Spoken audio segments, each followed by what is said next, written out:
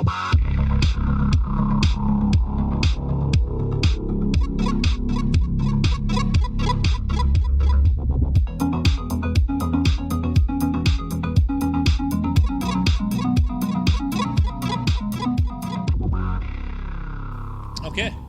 morning, everyone.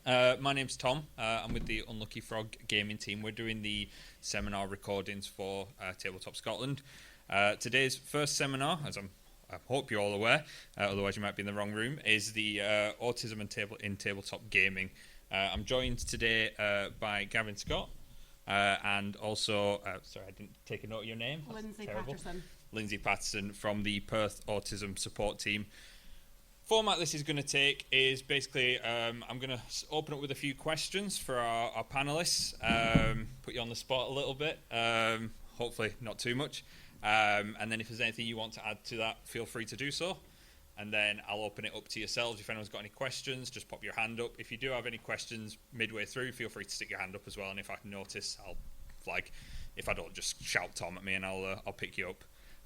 The session is going to be recorded, just as Josh mentioned. If you ask a question, I'll just repeat it just so that the recording gets it, because we don't want to be running around with a microphone to all of you. So we'll get started. So I'm going to throw to you guys first, just to introduce yourselves and tell us a little bit about yourselves and what you're doing, kind of how autism is important to yourself. So Gavin, do you want to open for us? Okay, yeah, I'm Gavin Scott. I live in Kirkcaldy.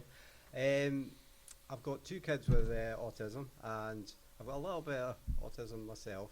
I run a club, but I also run a kids club and a centre with people with additional needs. So there's some people who've got autism there, and also I go to like a school for kids who are struggling mainstream and things like that. I teach board games there as well. So that's me. Yep. Fantastic. And yourself? Hi everybody, my name is Lynsey Paterson. I'm one of the service managers at Perth Autism Support. So we're a local charity that supports children, autistic children and their families. We've been set up for just about 11 years now, and we have over 1,000 young people registered with us. So I have worked for Perth Autism Support for 8 years. Prior to that, I worked in child and adolescent mental health as a speech and language therapist involved in autism assessment. Fantastic, thank you very much, Lynsey. Okay, so the first question I've got for you today is in regards to the tabletop hobby. Do you think there's a specific element of the hobby that is particularly attractive to the autistic community that draws them towards it? Let's start with you, Gavin. Put you on the spot. Yeah, because I think one of the things with, people with autism, everybody's different, and because someone's got autism doesn't mean they're going to be a certain way or that way, but they can often find it hard to do certain skills about communication and things like that, things I'm struggling with just now. And if you give people a context, a thing to do at the table, then they can concentrate on that thing, and they're not overthinking it, or they're not thinking about the fact that they're in this anxious environment, things like that. They could just play the game, and the game will bring its own skills as well, depend on the type of game. But there's lots of different kind of games, obviously. Definitely. Excellent. So I think it's great. Yeah. Excellent. Thank you, Gavin. Lynsey, anything to add? Yeah, so from my understanding of autism is that autism is a different way of processing and understanding the world, and with that come some amazing strengths. And some challenges, as Gavin was talking about, and one of those is around social communication and being able to interact together. So anything that provides a structure to be able to help people engage is probably something generally quite helpful for people who are autistic. And again, we're making huge broad assumptions here because every autistic person is an individual, and we need to stop and look at that. But the other thing I notice with some of the young people that I work with is they tend to have very good skills in things like detail and patterns and strategy and logic, everything that I'm not really all that good at. So often you can see games that have those kind of, you need those kind of skills for, that they can excel in. And I think that's really important for people, every person, to have things that they're good at and passions in their lives. And I think that's another reason why I see a high representation of the autistic community in in this event today is because actually this is something that they're passionate about, and being able to connect together is so important over a shared interest. That's a really good answer, definitely. Okay, you've touched on my next question a little bit already, but I'll ask it just to expand on it a little bit. And I'll throw this one to you first, Lynsey, and then I'll move on to yourself, Gavin. So are there any elements of the hobby, and again, I appreciate we're speaking in very broad strokes here about both the hobby and the individuals, but are there any elements of the hobby that you think are particularly challenging or present barriers to people with autism within the community? Okay, so I've got a bit of a cop-out for this, and I think that probably depends on the individual. Yeah. Because looking at their skill, strengths, and also some of the things that they find challenging, is going to present with each individual kind of presentation. So, but things where things are maybe a bit more abstract, or where there's a bit more kind of social interaction, that might be where we see some of the difficulties. Or challenges, I think probably is a different, better way of putting it. But I think it will be individual, and what is a challenge for one person may be an asset for another person. Mm-hmm. Yeah, definitely. Gavin, anything to add? Just kind of examples I think in my head. I know someone who rarely ever speaks outside their own house, literally hardly says a word, but goes and plays Dungeons and Dragons. And obviously she then speaks to certain other people one-on-one a little bit, so it's helped bring her on a little bit, but she's managed to find her own way to be able to still enjoy this game and try and be comfortable. And then I know this other kid who, he's really social, but he struggles at certain other things, and his mum actually, I thought it was quite interesting, because the certain games that really sometimes upset him, he ends up crying. But then she still, the next week, will still push him into the games sometimes, because she wants to try and teach him that it's okay, you can feel like that, but how to deal with these situations, and he still comes back, still enjoys it.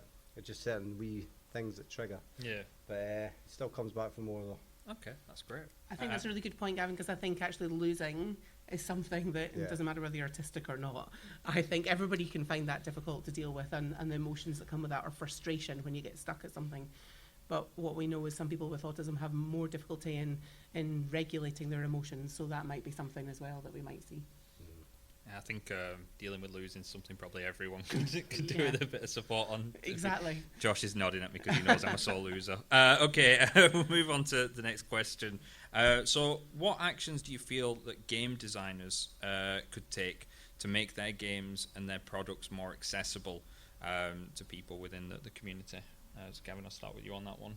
Any thoughts? Obviously, there's a lot already out there. So if you've got examples of ones that you think struggling to win or lose, then you've got cooperative games. Mm-hmm. Yeah. You all work as a team. That goes for role play as well, which obviously you all have to work as a team. And I think sometimes you can trick people into thinking they'll like this game because of the theme of it and things like that, to bring them in, and they wouldn't have normally picked this game, and they'll play it and they'll actually think, and they won't realise they've learned things from it, but they'll actually be brought into it. So the things that seem really exciting, and there's plenty out there, lots of fantasy and space things, but other things as well, Yeah, definitely. Lynsey, anything to add? Yeah, I agree. Cooperative games or collaborative games, I think, probably are really good. I know one that some of our young people that really enjoyed, which is quite topical, is Pandemic, where actually you're working collaboratively together against the game. So if you're losing, you're all losing. So that can be quite good. But I think other things is just variety across the gaming industry. So we've got games that you can play on your own, games that are short games, quick games, because I think actually what we need is a variety of different things, and perhaps even just like indicating what are some of the key skills. So not just about the topic of the game and the theme of the game, but what are the skills you might need. That would really help us be able to kind of match the young people that we're working with to the right game quite quickly. So do you think sort of a bit more of an identifying factor within the game about what kind of skill sets would be appropriate for that game? Yeah. That's really good. Yeah, I like that. Okay, this is my last set question, and then I'm going to open it to you guys for anything you want to add, and then we'll throw it to the audience for questions. So following on from the question just there, so what action do you think fellow hobbyists could do and take to make neurodiverse hobbyists feel more included at the tabletop games that they play? Gavin, I'll start with you on that one. I think just have an open mind and realise that everybody's different. It doesn't matter if you've been diagnosed with this, it could be other conditions as well. And just try and enjoy it in your own way. And I think gaming is brilliant because it can bring people together. It's really hard just to get people together and just have a chat and things like that. Then it doesn't end up very productive all the time. But if you get people together, let's play a game, and then they may actually end up chatting at the end and things like that because they feel more comfortable afterwards. Things like I think that. the game can be an icebreaker as well, can't it? Yeah. So it kind of gets you talking, and then you can talk about the game as well, which gives you a conversation point that you can all share. Lynsey, any thoughts on that? I think probably I would turn that back to the audience here and think about, what are your experiences that have worked well, and how do we replicate that in other areas. I think the other thing is, I was just speaking to a parent who is one of our parents that's registered with us and is diagnosed with her own diagnosis of autism just down in the hall there, and she was just saying, I'm finding it too much, it's too busy. So maybe even at things like this, having like a quiet hour where people actually could come in and it is a bit quieter to be able to engage. So that might be something, and I know you've got the quiet space as well, which is brilliant, so that people can get a bit of time. But I think asking autistic people what it is that they would find helpful is the best way to start, rather than me presuming as a neurotypical person what they might need. Excellent. Yeah, I think that's a really good point. So I'm going to throw out to the audience now, so if anyone's got a question or anything they kind of want to raise, if you want to pop your hand up, and I'll kind of point to you and you can jump in. Anyone got anything? We do have... Oh, Jesus. That is way too loud.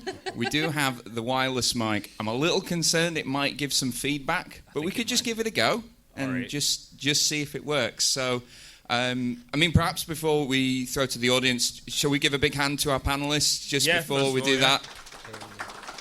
That's great, guys. All right. I was going to do that at the end, Josh, but you preempted me. So. Yeah, that's fine. We can do it again. Yeah. Do we have any questions? Yeah, please. Got a gentleman here. I've got a few, but first one's for Gavin. When you said you trick them into playing, when you were talking about tricking them into playing something via a theme, and they might learn something they weren't expecting, do you have any examples? It could be that they didn't think they would like something like real time, where it's all chaotic. But if you get caught up in the game and things like that, they're not actually realising that it's a bit noisier and things like that. And then afterwards, they're like, oh, that was quite good. So if it's through a game and they're taking part, then that's what comes to mind straight away. Then sometimes you can get away with things like that. And one for Lynsey. Do you have you tried employing social stories into any games? Yeah, we use social stories as a strategy. So a social story is a story that's written in a way to help explain the kind of social rules that are around happening to somebody. And they can be used in lots of varieties of different ways. I'm just thinking of a young person that I've worked with. I have done one on winning and losing and how to cope with your emotions and why it's important to learn how to win and lose. But again, I think it probably depends on what the specific question is. What is the skill that you're trying to help the young person to be able to learn in a gaming context? How you practice that out of the gaming context, and a social story would help you put the skill into that situation. And I think that's sometimes where social stories go wrong, is because actually the skill hasn't been practiced enough out with. So if it's something like turn taking or something like that, then practice that out with, maybe with adults or young people that they feel safe with, and then bring it into a gaming context where there's a lot more dynamics kind of going on. Brilliant. Yeah. Any other questions? Brian?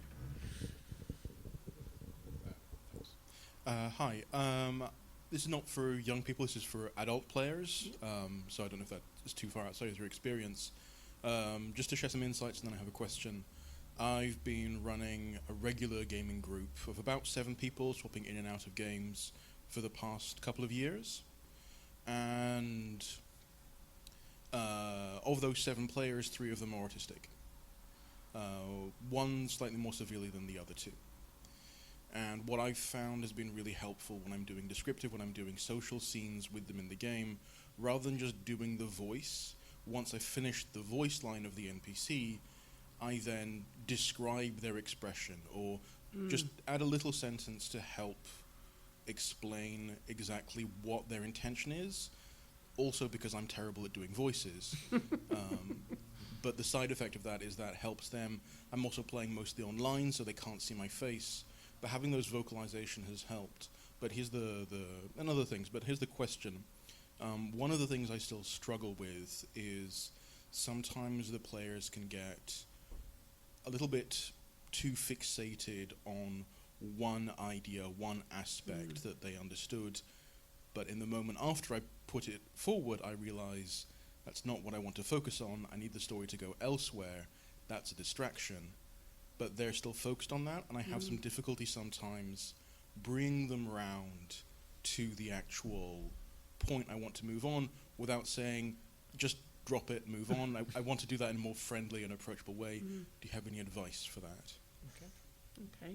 So, first of all, I just want to say I love the idea of using gaming to help illustrate social kind of conventions that are happening, and you're explaining the dynamic that's happening in that. And I think that's probably one of the best ways for autistic people, apart from just doing social stuff, is to learn, is that kind of practicing in a context that's motivating for them.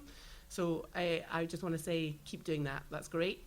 The second thing was around your question. I think sometimes there's two answers to this, and they're a bit opposite each other. So the first thing is sometimes just verbalizing what your thinking is, like saying something like, I wonder if we need to go in a different direction. So starting the sentence with I wonder is really good, because it's like you're noticing something and you're stating that, and people have an option to come with you or not. And so sometimes that can still be a bit tricky. So sometimes actually if the kind of floating the idea doesn't work, sometimes I think even just saying we're going to take this game in a different direction now, and sometimes just changing that and being really clear about that can also be helpful. So sometimes that might come across as being direct, but actually sometimes that can be really helpful because it's clear and it's giving clarity over what you're doing. I don't know if you've got any other ideas, Gavin. It was funny because one of my kids yesterday, she showed me a TikTok, and it was this is a person with autism in an argument, and one person is trying to move on this argument, and the other person, no, but you said that thing was incorrect, and they just fixated on that thing, and that just reminded me of it, because it's, if they fixate on something, then it's hard, and I think you have to let them explore that thing to a certain extent, but again, just at some point you have to say, right, let's go, let's move on and go to the next part. Yeah, the other way that I've maybe done is also parking things. So having a strategy, having a thing where you can actually park ideas that you're not going to take any further forward. So I don't know whether that would lend itself into an online situation that you were talking about. But the idea of acknowledging the idea, but actually it's not going to be something you take forward and you park it. Excellent, thank you. Good question. Any other questions? Got the mic coming over to you.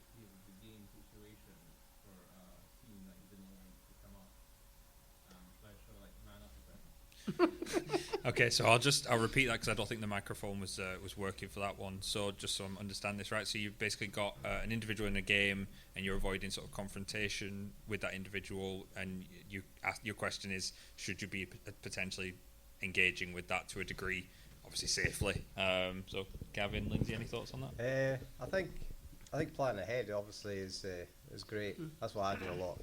So certain individuals might find certain games more upsetting than others, then we'll say, oh, you could play that, we'll play this. It depends on the individual. Like I said earlier, it could be a learning experience if it's someone younger and growing up, but if it's an adult, which I think you might be saying, then you don't want to upset the other people in the group as well. You want everyone to have fun. So I would try and encourage certain games with certain people, I think. So you don't want anyone not to have fun. It's for everyone. I think when it's in a social dynamic that there is an added complexity to that we need to be aware of, because as you say, it's not just one person we're thinking about. So I think there's a couple of things. One is predictability, so being able to give warning ahead that there may be something in this game that might be, as you said, a trigger, and being really upfront with that, and then giving an option about whether they can choose then about whether they stay and play or not. I think the other thing is about nearly kind of building capacity to be able to understand that. So is there some way that they could observe other people playing, so they're not directly involved, but they're still having an experience of it to build up that. And then the last thing would be thinking about what are the emotional regulation strategies that person's using out with the gaming, and then thinking about how could you bring some of them into the situation that you're doing that. And it's a little bit like what I was saying about social stories. It's about practicing that out with the really kind of highly motivating or triggering situation, so that they get practice of that, and then thinking about how you bring the two together. But seeing that and breaking it down into the components is probably the way forward. I don't know if that helps you or not. And again, you know, for the young people or adult I would be working with, that would be the right thing to push into that. And for another person, it would be the worst thing I could do. So it's knowing the person. So I can't answer your question about whether you should man up or not. I'll let you reflect on that. Thank you for that. Any other questions? Okay, yep, one there. We'll come to you after. The mic's packed up. Okay, if you could shout it as loud as you can, and yeah, please, by all means. Yeah, so potentially a support person that might be able to assist with that. Yep, that's good. Good, thank you. And your question?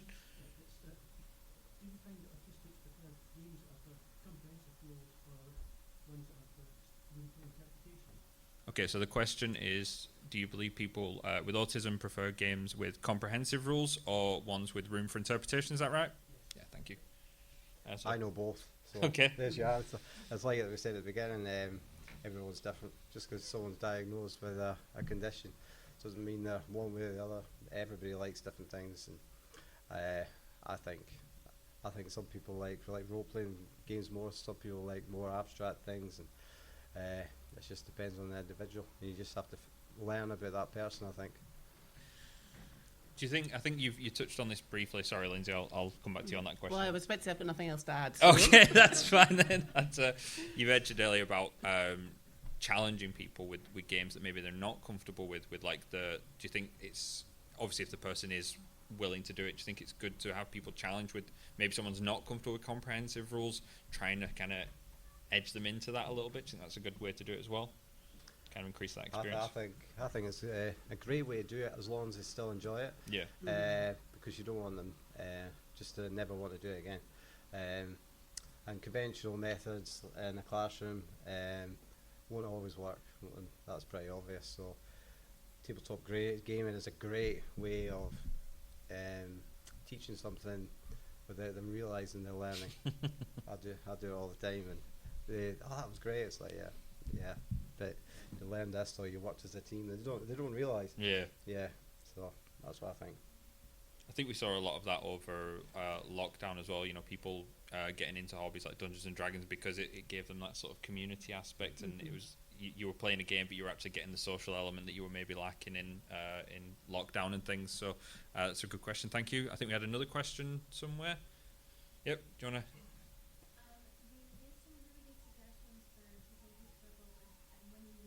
Mm-hmm. So I was wondering if you had any suggestions for people who struggle with turn taking or wanting to go first, because in a group of find it really short because you all want to do it first, not everyone can, and then also the turn taking you just need to teacher, it's not always Yeah. Okay, so the question there was any advice on people who struggle with turn taking or wanting to go first in a game? So, Lynsey, do you want to open on that one? So I would just make that really predictable, either having some kind of visual representation of whose turn it is to go first, and to show that if you're playing that game, then and show that moving, so that they can see that it's going to come back to them, even if they can't. I actually wonder whether the difficulty with this is about managing your emotions, not about being first. So alongside that, I might also build in some kind of emotional regulation. So what can you do when you feel frustrated when you're not first? Because I think unless you give people strategies for dealing with those emotions, and actually tuning in and being aware. So one of the things that's around autism just now, people have probably heard of theory of mind, but there's also something else now called theory of own mind. So being able to understand what's happening inside your body so that you can understand and manage yourself. So really talking about the frustration and what does it feel like and what can you do when you feel like that, I think is really important. I think for turn taking, I would go for games where the turns change quite quickly and also go really predictably, because some games it can move backwards and forwards in different directions, and that can be really confusing. So start with the more predictable, more structured games for turn taking first, and even having a visual for that as well could be helpful. Excellent. Anything to add, Gavin? Obviously, there's plenty of games where everybody goes at the same time, but your goal might be to teach them to wait. All right, yeah, because there's plenty of either real time or you get something like Karuba, where everybody does go at the same time. It just depends. I've just played Sniper Elite, so one person's doing their own thing, but everybody else has to work as a team and discuss it. So they all go at the same time as well. So it depends if you just want them to enjoy the game or you want them to try and learn the process of turn taking. And I might do the opposite as well. I might give them a game where actually they're just playing it on their own, because then actually you're giving them enjoyment of playing with the game without the bits that they're finding tricky. Does that help?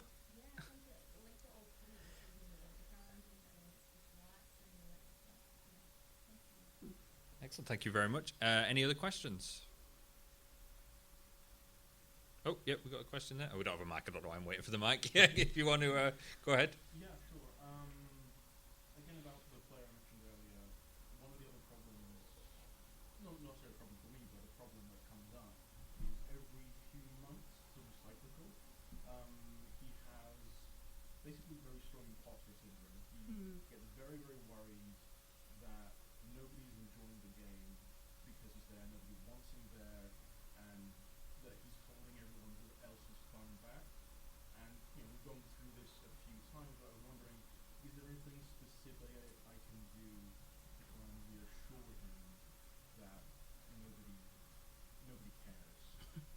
Okay, so just to reiterate the question there, so you've got a player who's got a bit of imposter syndrome, gets sort of insecure that they're not wanted at the table, they're impacting other people's enjoyment, and you're looking for advice on that. Is that fair? Yeah. Excellent. So they're slowing the game down. Okay, excellent. Thank you very much. Gavin, Lynsey, anyone jump in on that? Do you have anything? I guess I was thinking about, I wonder, you're noticing some kind of pattern that's happening. And I think actually that might in itself be interesting to reflect back with them, that you see that pattern happening. And that is that whole thing about learning about what's happening in yourself, because actually if you are not connecting with that, then that can often play out in then how we respond to other stimulus, like other people or gaming. So for me, it would be I would be curious about what is going on for them in that rhythm. Because actually giving them strategies to deal with imposter syndrome is not helping why the imposter syndrome's happening. So we need to kind of go back even further than where you're at. And that might not be for you to deal with, but it might be to help you get them to reflect on, I wonder why that's happening. And then, I think probably reflect on what are the things that you found that have helped in the past. Because for me, so thinking about imposter syndrome, it doesn't really matter what everybody else says, because actually it's within you that doubt lies. So maybe having something where they could write when they're not in that cycle of feeling insecure, that they could read, or something that they could go back to, or trying to build security around them at times where they're feeling a bit vulnerable and insecure. So what are the things that would give them security? And maybe that's about coming back to truths of like, I'm only here to do my best, I am here to have enjoyment. So what are some of the truths in that they could hold on to? Anything to add to that, Gavin? I was totally going to say exactly that. For me, I like to have like chat groups and make sure everyone's involved if they want to be. Just things like that, So in between sessions, you're having chats about what's going to happen, things like that. So just so they're involved in between it. But apart from that, yeah. Yeah, the only other thing I would say is often when I'm working with young people who have anxiety, or this would apply to adults too, is also about having what I would call an exit plan, so that if things do go wobbly or go pear-shaped, as in they don't work out and the person is feeling like they don't want to stay in the place. How do they get out of that situation in a way that they feel comfortable with? So it might be something, if you're leading the session, you might say to them, if I see this, this and this, how then that shows me that you're not managing, so how might I be able to help you with that? So you agree that kind of plan up front. So it's nearly like having a kind of plan B underneath, so that you both know what are the signs that you might help, that might show that person's not coping, and how do you respond to that? So having that kind of agreed up front. So, and also if you've got other people playing the group, then you need to be aware of the social dynamic of the other people as well, and explaining that to them. So how can they get out of the situation? So in a physical situation, that's much easier. I don't quite know how you would manage that online. I'd probably have to give that a bit of thought, but maybe other people here might have some suggestions too. Excellent. Thank you very much. Hope that helps. Any other questions, please?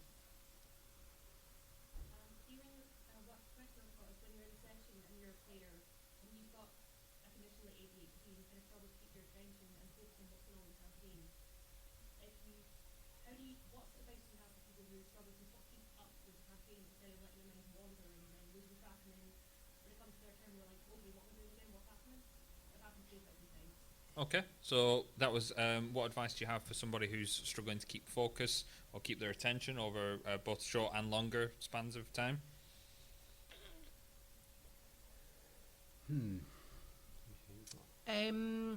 I think probably first of all is thinking about what optimizes your attention anyway. So thinking about the environment in which you're playing, the type of game that you're playing, and the social dynamic that's going on in that, and really if turning those things down to allow your attention to have the maximum amount of brain power that it can do.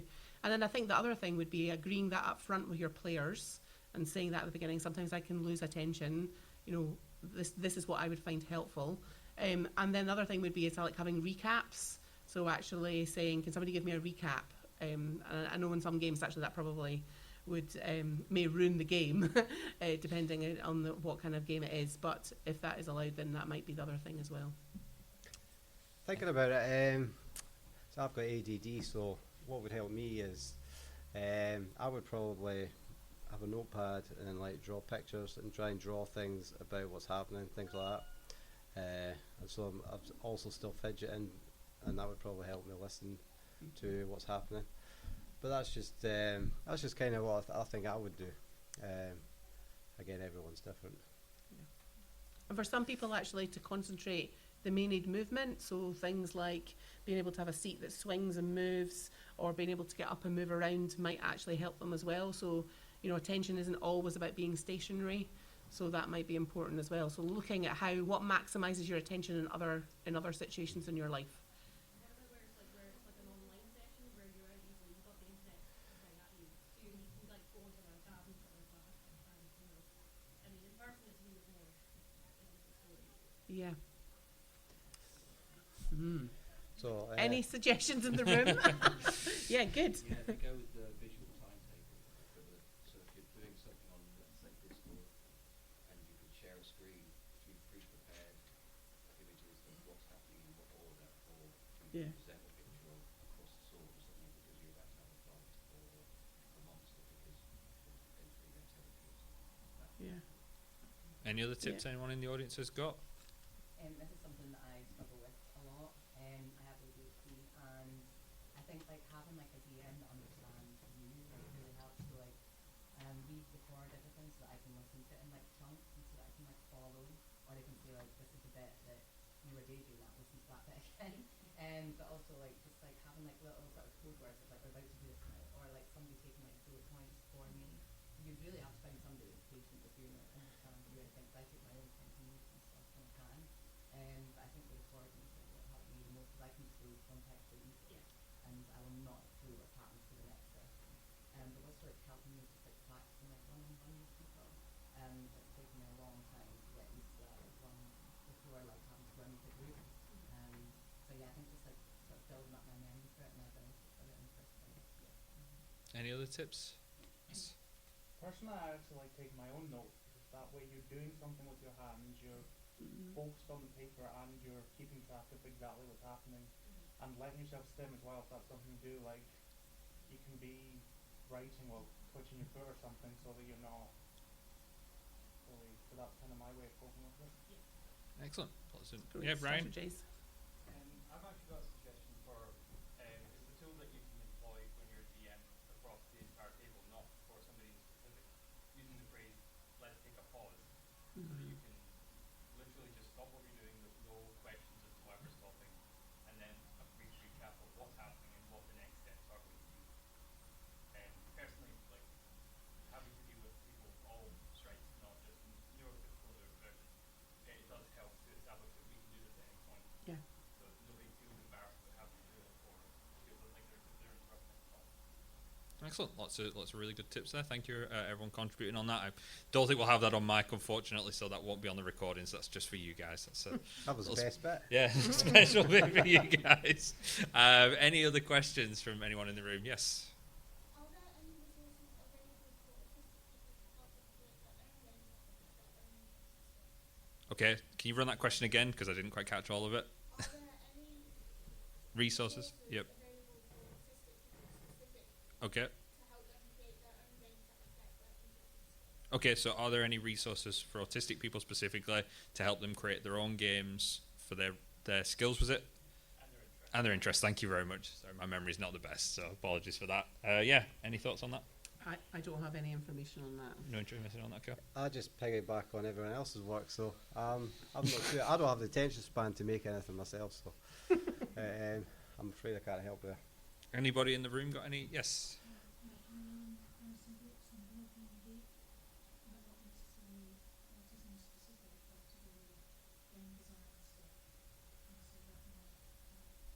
Okay, so that was there's some groups on Board Game Geek that don't deal specifically with autism, but there might be something there that might be a useful resource. Anybody else got any comments on that? Yes, Ryan.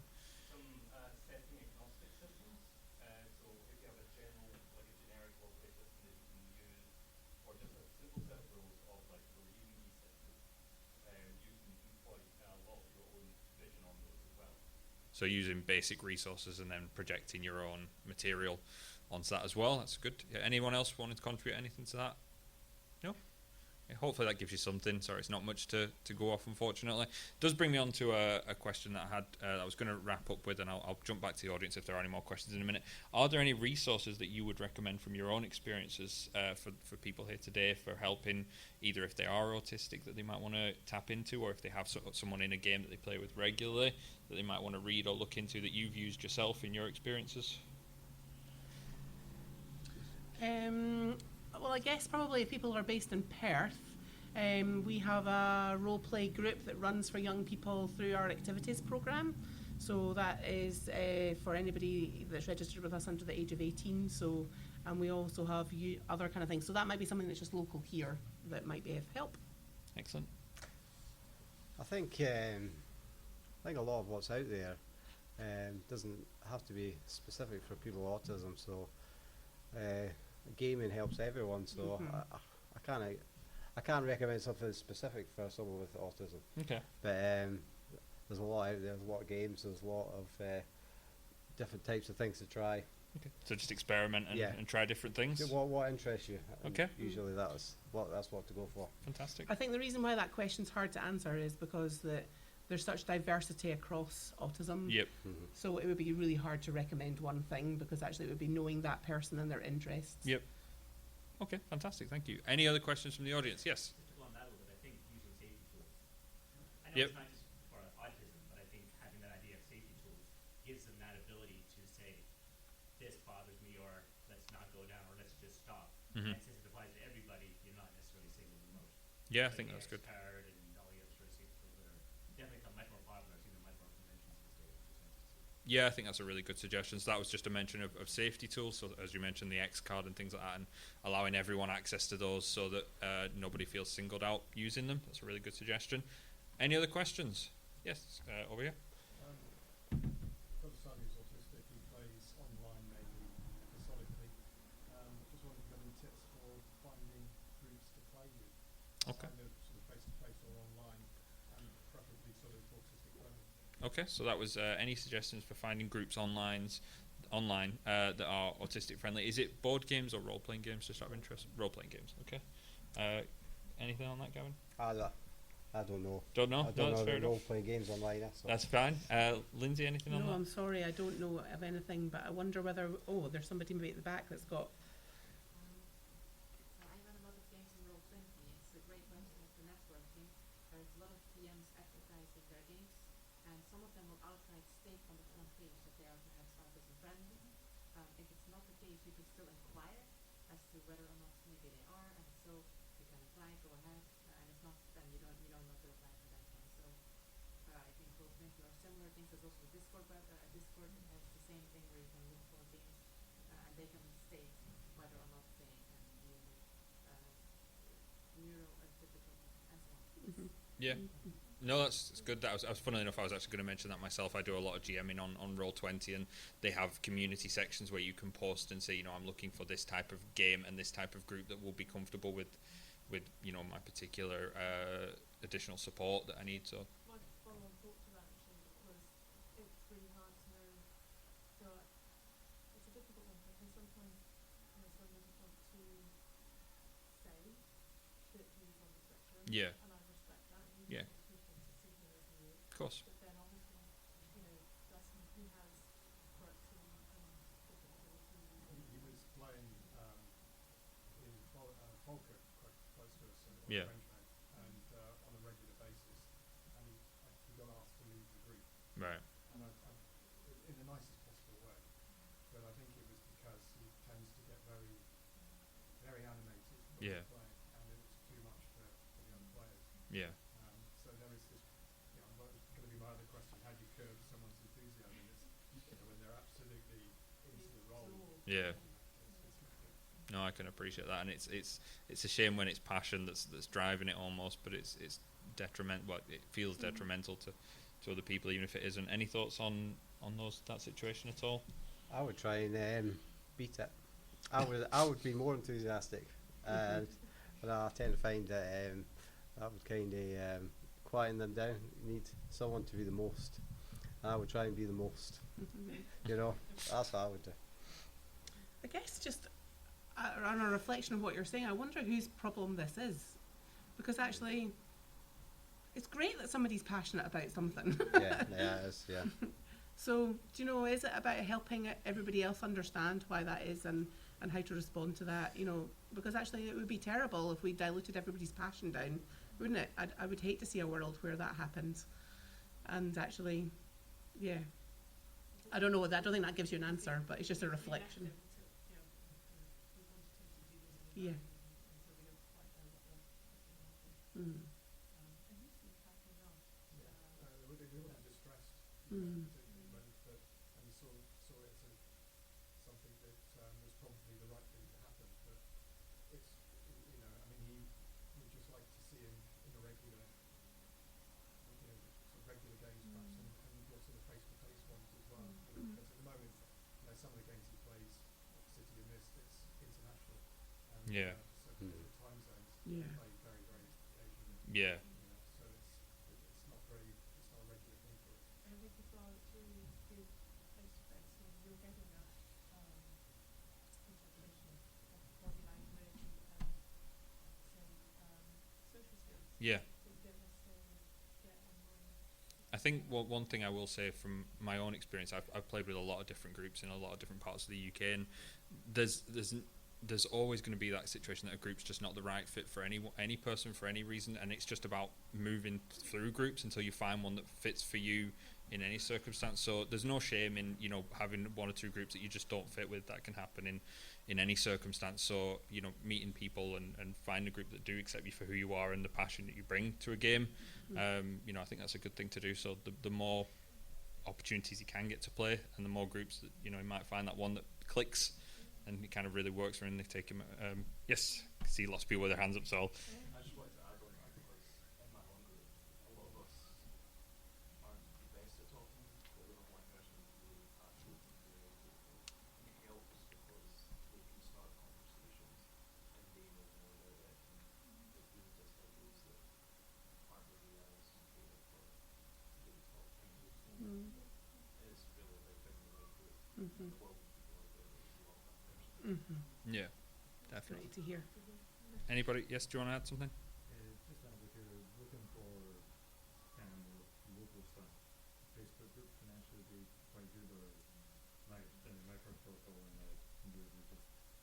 from a local gaming store and ask what groups there are. And yeah, I mean, look, most people will be fairly helpful with finding a group. Yeah, I do think, just to add on onto what you said there, local gaming stores or even sort of the extended area, they can be quite good resources just to kind of almost put your name in and just say, you know, this person's looking for this game. If anything comes up, you know, here's some contact details, can you let us know? Because you find more often than not, you know, people moving to new cities, new towns will go in and, you know, there's so many people out there looking for games, but they just don't, they're not together. And the internet has really helped a lot of people come together, but it's not always the case. So years and years ago, I set up a gaming club in Glasgow, and it was amazing how many people came out of the woodwork, because I thought it was going to be like, you know, 3 people, and there was like 30. So, you know, they do come out of the woodwork, so it is a good resource. Anyone else got anything they want to add on to that? Would they not like to be a DM? And then people can join him, because a DM who's enthusiastic anyways, you know, going to be a great thing anyway. His knowledge is encyclopedic. Yeah, yeah.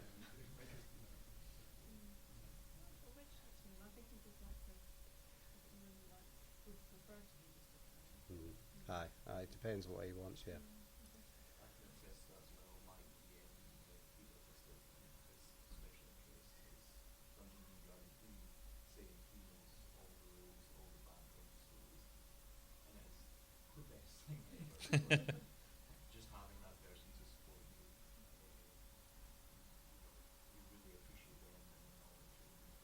Just to have it. Excellent. I hope that's been helpful for you. A lot of different bits of advice. Anyone got any other questions for us?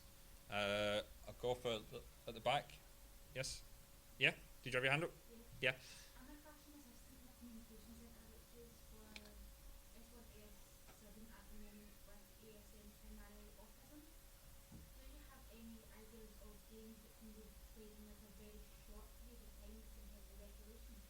Okay, so that was advice for short games that can be played in a short period of time for regulation. What age? What age? Secondary school. Aye, it's short. I just played a game the other day. It's just come out. It takes about 10 minutes, and it's crazy. It's called Gimme That, and that's I would say, yeah, that's a crazy little game, and it would work. I think what else?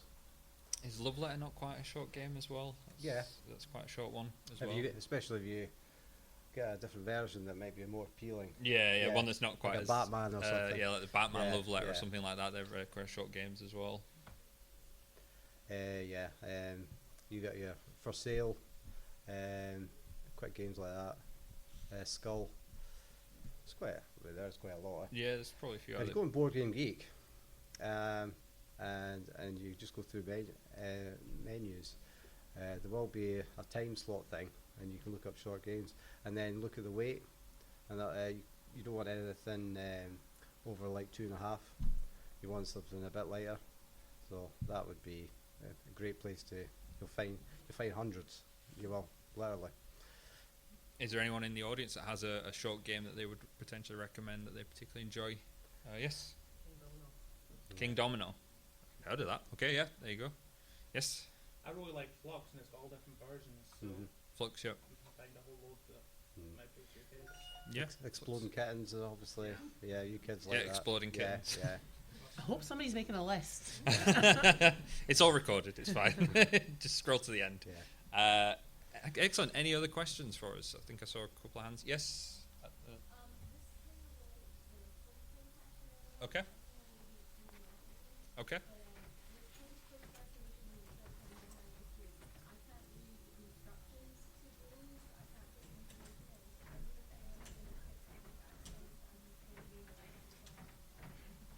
Okay, so that was sort of struggling with reading instructions for games and understanding them without getting someone else to help you. Is that right? Or with yeah? Yeah. I can see someone's got their hand up. They might be keen with some advice. So please. Yeah. That's what I was about to say. That's what I was about to say too. Yeah.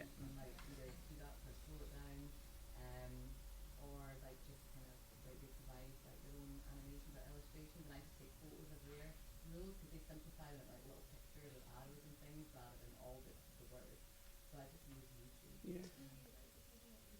Yeah, and there'll be rules you can choose whichever one appeals to you. Yeah. So the recommendation there was YouTube, and it's if you put in like how to play whatever your game is, you'll tend to get like a list, and then you've got like your high budget ones, and then your slightly lower budget ones, and you can take your pick of.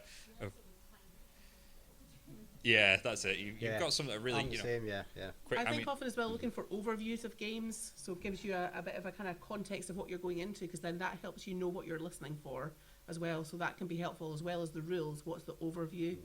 You get some that actually play through the game, Yeah. and so that will get you more of the context of it. This is what happens this turn, and then there's the structure of the game, things like that. It's all different. A lot of people are more visual, so I think without YouTube, a lot of us would struggle now. Yeah. Yeah. You'll generally find that the written instructions for any game will be online. Then you can use text to speech to get them read to you instead. Yeah, that's a good suggestion as well. Yeah. So yeah, plenty of options there. Yes. I find myself like more of a kinesthetic learner. Yeah. So like just going through it by myself, like reading along, just playing the game.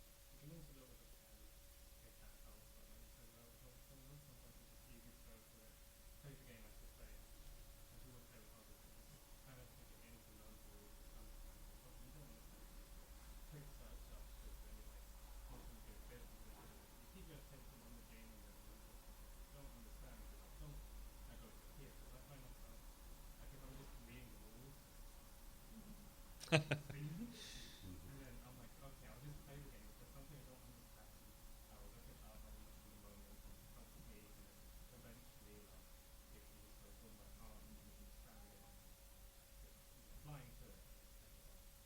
Yeah, I think that's good. I think the two other things I would add in there is choose the time when you do that. You know, if you're learning something new and you're having to focus, then make sure you're at your best levels of alertness, and do it for a time limited period.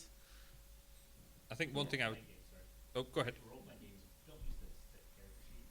There's so many different character sheets out there that sort of can show you who. Someone will say, instead of just saying, like the D&D, you're just saying, will actually say roll a d20, add it. So these are the rules. There's so many different ways to organize, and people have been looking into making it easier for people to understand. Go and take a look, and maybe a character sheet, something like that works better for you, that has the rules explained or organizes in such a way that works for your brain rather than somebody else's. I find that really helpful. I think that's good. I think one thing I do, I'm a bit like yourself, I struggle kind of digesting rule books, and I read a lot of them, or try to anyway, is find someone that you trust to maybe play your first game with, not a big group, just maybe you and one other person if it's a game that facilitates that. And don't worry if you get stuff wrong, just try and play what you've picked up, whether it's from YouTube or whatever, because you can always correct yourself as the game goes. A kind of extrapolation on what was said there. It's just, I think sometimes it's easy to get tethered to the rules, especially if it's a very dense system. Like some role-playing games can be murder for rules. Like if you've ever played first edition Pathfinder, that'll kill your enthusiasm for rule books very, very quickly. So yeah, just don't beat yourself up about getting rules wrong as well. I think that can really help with that. Any other advice on that point before we move on? Yes? Shan?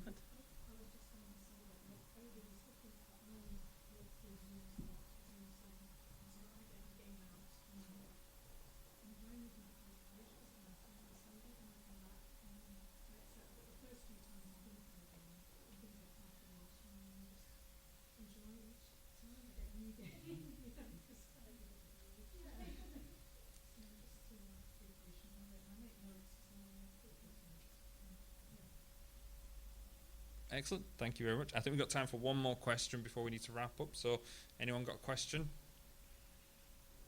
No? Oh, yes. Go on and squeeze one more in quickly. Yeah, one more. I just was actually talking about safety tools earlier. I like running horror games, and I like really getting inside my players' heads and messing with them. I find that fun. But obviously, in the case of I've got some mental health issues, of course, I have my own share. You have to be careful with certain things. Is there anything that I should be really cautious with, or